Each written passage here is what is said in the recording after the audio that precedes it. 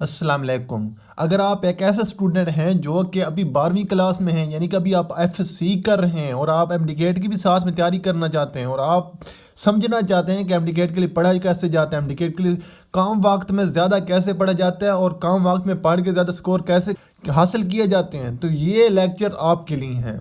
तो इस लेक्चर को आखिर तक देखिएगा। इंशाल्लाह आपको इस लेक्चर के थ्रू पता चल जाएगा कि स्मार्ट स्टडी करके ज़्यादा नंबर किस तरह लेने हैं। और इस चैनल को सब्सक्राइब कर दीजिएगा, लाइक कर दीजिएगा और कमेंट कीजिएगा कि आपको किस चैप्टर के ज़्यादा लेक्चर्स चाहिए ताकि मैं वो ज़्यादा बनाऊं और आप वो देखें। ओके, तो चलते हैं आज के लेक्चर की तरफ। ओके, तो जो आज का हमारा टॉपिक है, हमने 3 टॉपिक डिस्कस करने हैं। एक होमोस्टेसिस, एक कंट्रोल सिस्टम और एक हाइपोटोनिक, हाइपरटोनिक और एसोटोनिक एनवायरनमेंट। ओके, तो जो पहला टॉपिक है वो है होमोस्टेसिस। होमोस्टेसिस में क्या होता है कि इंटरनल एनवायरनमेंट है, चाहे आपका बाहर के एनवायरनमेंट, चाहे बाहर जितनी सर्दी है, फॉर एग्जांपल आज जितनी बाहर सर्दी है लेकिन आपका जो अंदर के एनवायरनमेंट टेम्परेचर है वो 37 के राउंड अबाउट रहेगा। ओके, यानी कि इंटरनल एनवायरनमेंट को एक नैरो रेंज में रखने का नाम होम्योस्टेसिस है।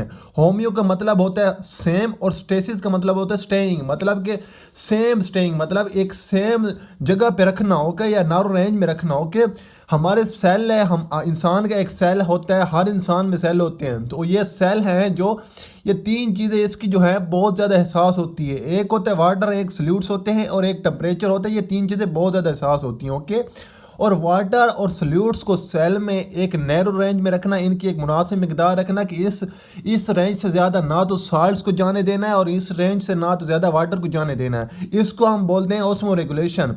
हमारे जिस्म में, हमारे सेल्स में, हमारे हर जगह पे, हर जानदार में बहुत सारे फुजले बन रहे होते हैं, एक्सक्रीटरी सब्सटेंसेस बन रहे होते हैं, जैसे कि नाइट्रोजीनियस सब्सटेंसेस प्लांट्स और एनिमल्स में दोनों में नाइट्रोजीनियस वेस्टेज बन रहे होते हैं। और इनको एक्सक्रीट करने का, इनको एलिमिनेट करने का प्रोसेस या मैकेनिज्म क्या कहलाता है? एक्सक्रीशन। ओके, और थर्मो रेगुलेशन क्या होता है कि टेम्परेचर को एक नैरो रेंज में रखना है, टेम्परेचर को 37 के राउंड अबाउट रखना। फॉर एग्जांपल सर्दियाँ ज़्यादा हैं तो सर्दियों में ज़्यादा टेम्परेचर नहीं होने देना बॉडी का, और गर्मियों में ज़्यादा कम टेम्परेचर नहीं होने देना, फॉर एग्जांपल, या ज़्यादा नहीं होने देना। ये सारे जो प्रोसीजर हैं इसको यानी कि नारो रेंज में रखने का नाम, टेम्परेचर को रखने का नाम थर्मो रेगुलेशन है। ओके, और इम्पोर्टेंस बड़ी है होमोस्टेसिस की। होमोस्टेसिस जो है किसी भी ऑर्गेनिज्म को किसी इन्वायरमेंट में अडेप्ट होने के लिए और इंटरनल इन्वायरमेंट को एक नैरो रेंज में रखने के लिए बहुत अहम है। ओके, मैंने आपको पहले बोल दिया है कि इंसान का जो इंटरनल इन्वायरमेंट है वो चाहे बाहर जितनी फ्लक्चुएशंस आ रही हैं वो एक नैरो रेंज में रहता है। एक सेल का इंटरनल इन्वायरमेंट एक नैरो रेंज में रहता है। वो नैरो रेंज किस वजह से रहता है? वेरियस कंट्रोल सिस्टम्स की वजह से रहता है। लिविंग कंट्रोल सिस्टम या कोई भी एक कंट्रोल सिस्टम हो, for example physical control system की मिसाल ले लें, उसमें 3 कंपोनेंट्स होते हैं। पहला होता है रिसेप्टर्स। रिसेप्टर क्या करता है? मॉनिटर करता है और डिटेक्ट करता है चेंज या स्टिमुलस को, और फिर करता है ये इश्यूज, फॉर एग्जांपल ये chemo receptors, mechano receptors, photo receptors, light receptors, ये सारे जो हैं ये टच रिसेप्टर्स हो गए, ये सारे डिटेक्ट करते हैं या मॉनिटर करते हैं चेंज या स्टिमुलस को। ओके, और फिर ये जो हैं वो सिग्नल सेंड करते हैं किसको सेंड करते हैं? कंट्रोल सेंटर को सिग्नल सेंड करते हैं कि वो एक्शन ले, वो इश्यूज करें, ऑर्डर इश्यूज करें। कंट्रोल सेंटर के जो मसल्स और ग्लैंड्स हैं वो अपना काम करें, वो एक्शन लें। ओके, किसके रिस्पॉन्स में? वो रिसेप्टर के रिस्पॉन्स में एक्शन ले। रिसेप्टर के स्टिमुलस को उनको उसने जो डिटेक्ट किया रिसेप्टर्स ने, उसके रिस्पॉन्स में एक्शन ले मसल्स या ग्लैंड्स। फॉर एग्जांपल, आपने किसी गर्म चीज़ को हाथ लगाया, आपके टच रिसेप्टर्स ने काम किया, उन्होंने सिग्नल भेजे किसको? कंट्रोल सेंटर को, और कंट्रोल सेंटर ने अपना काम दिखाया। उसने क्या किया? उसने इश्यूज किए, ऑर्डर इश्यूज किए मसल्स को कि आप हाथ पीछे खींचो। इस कंट्रोल सेंटर ने इफेक्टर्स को कहा कि आप अपना एक्शन करो और इफेक्टर्स के रिस्पॉन्स में, और यही फिजिकल कंट्रोल सिस्टम में हो रहा है। फॉर एग्जाम्पल, रूम में फिजिकल कंट्रोल सेंटर हो सकता है, इसमें भी इसी तरह हो रहा होता है। कोई मॉनिटर, कोई चीज़ आती है स्टिमुलस, फॉर एग्जांपल मैं आपको मिसाल दूं तो ज़्यादा गर्मी हुई है तो ये जो थर्मामीटर हैं, फॉर एग्जांपल आप मिसाल ले लें, या थर्मामीटर को पता चलेगा कि अब ज़्यादा गर्मी हो चुकी है। जैसे गर्मी हो चुकी है तो मुझे जो टेम्परेचर है ये ऊपर नीचे करना चाहिए। जैसे ये कमरे का टेम्परेचर ऊपर नीचे करेगा, फॉर एग्जांपल ज़्यादा गर्मी हो चुकी है तो एयर कंडीशनर, कूलिंग यूनिट या एयर कंडीशनर ऑन हो जाएगा, या फिर मैं ऐसे बोल दूं कि हीटिंग या हीटर या हीटिंग यूनिट ऑन हो जाएगा। ओके, अगला एक सब टॉपिक किस्म का सब टॉपिक है फीडबैक मैकेनिज्म।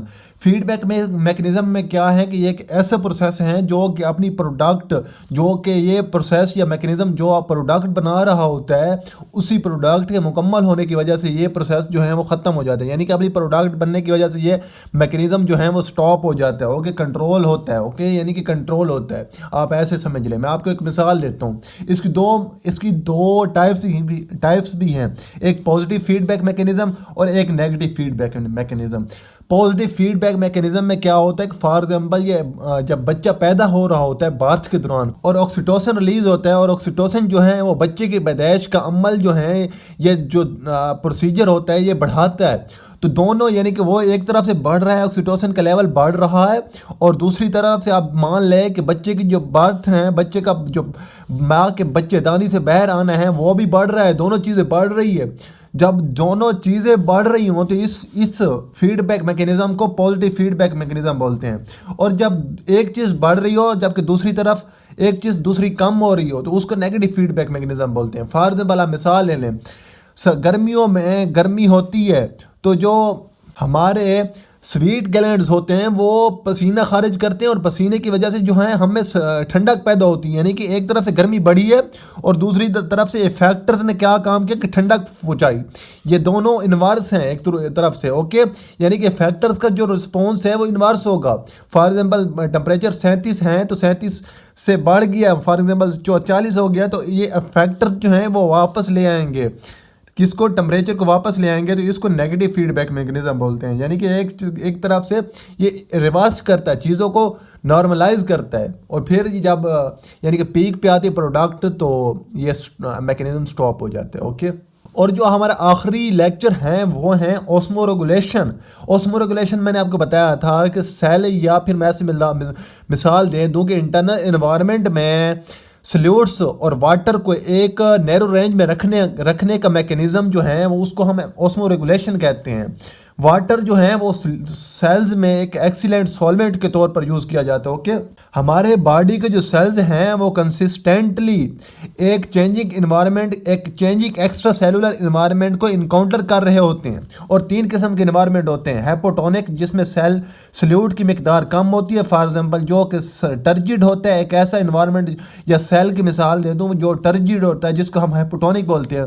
हाइपरटोनिक में सल्यूट की मिकदार ज़्यादा होती है सेल के अंदर, या फिर मैं ऐसे बोल दूं कि एक ऐसा इन्वायरमेंट जिसमें सल्यूट की मिकदार ज़्यादा होगी उसको हम हाइपोटोनिक बोलते हैं। और ये जो है वो टर्जिड नहीं होगा, बल्कि ये थोड़ा सा वीक होगा, कमज़ोर सा, दुबला पतला, पिच का हुआ सा होगा। ओके, और इसको बोलते हैं हाइपोटोनिक सेल। एसोटोनिक में सेल के जो जितनी अंदर होती है मिकदार उतनी ही सल्यूट की बाहर होती है। फॉर एग्जांपल सेल के अंदर 50% सल्यूट्स हैं तो बाहर भी 50% सल्यूट्स होंगे, और सॉल्वेंट की मिकदार भी 50% अंदर और 50% बाहर होगी। ओके, और अब मैं एक मिसाल देता हूँ आपको, मिसाल के ज़रिए हाइपोटोनिक और हाइपरटोनिक समझाता हूँ। ओके, अब मैं बताऊँ कि एक लीमू आप ले लें, फॉर एग्जांपल लीमू ले लें। लीमू हाइपोटोनिक सेल होता है, या फिर मैं से मिसाल दे दूं कि लीमू को जो अंदर के इन्वायरमेंट होता है वो हाइपोटोनिक होता है। और एक आप जार ले लें।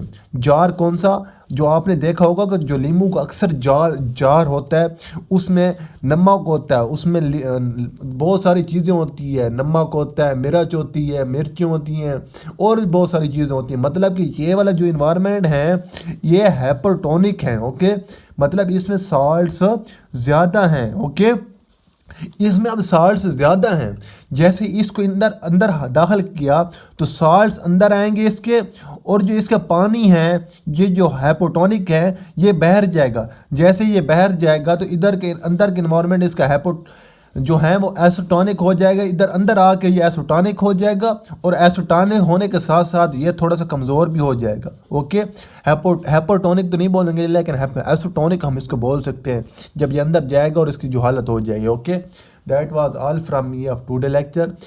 अगर ऐसी लेक्चर आप चाहते हो स्मार्ट स्टडी के लिए और एमडीकेट के लिए स्मार्ट स्टडी करना चाहते हो तो आप इस चैनल को सब्सक्राइब कर दें, वीडियो को लाइक कर दें और शेयर भी कर दें, और साथ साथ में आप कमेंट करें आपको जो लेक्चर चाहिए, जो आपने पढ़ना है, जो आपको चाहिए और जो आपके सवाल हैं वो भी आप कमेंट सेक्शन में लाजमन पुट करें, आप बताएं। Okay, thank you.